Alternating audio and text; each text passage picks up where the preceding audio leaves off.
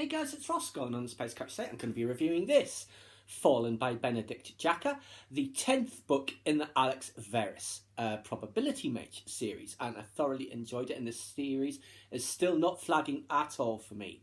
So, on the back it says, everything is on the line for Probability Mage Alex Verus.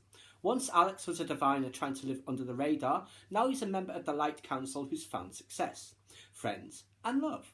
But it comes with a price. The council is investigating him, and if they find out the truth, he'll lose it all. Meanwhile, Alex's old master, Richard Drack, is waging a war against the Light Mages. To protect those he cares for, Alex will have to become something different, something darker. And that's basically what this book is about. The council decide very early on in this book that, I think we're going to kill Verus again, because he's always getting a death sentence for something or other, usually for doing the right thing. So they come after him. Him and Anne, they've got to flee because they're after Anne as well, and she was his aide on the council.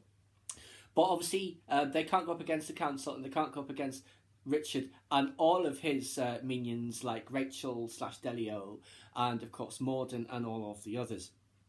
So he's got to power up himself somehow. So they go on a search for a fate weaver, which will allow him not just to predict the futures as he can do currently, but to manipulate them so the ones that he wants happens. So it's all about that. He needs to get that extra power, and thoroughly enjoy it. He has to go back into elsewhere. He has to face some of the people he faced previously, like was it Belfast? I can't remember his exact name, but the guy who was locked in a bubble realm for thousands of years, he's the one who's guarding the Fate Weaver. He's got to defeat him to get the Fate Weaver, to give himself a chance to actually be able to stand up for all the others. And in the meantime, Anna's been taken by Richard and all that, and one of Richard's minions mind-controlled Alex into basically being horrible to Rachel, so she will turn against him and towards Richard.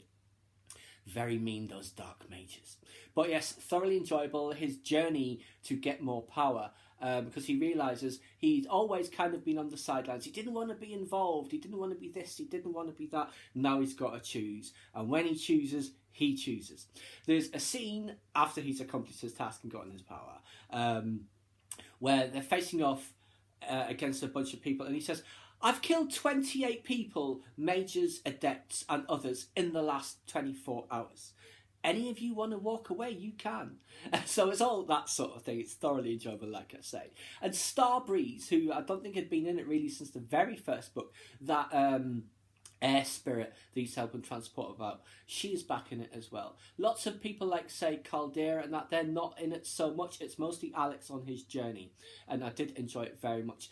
And it does end with him basically having the power he will need to be able to actually survive the coming conflict.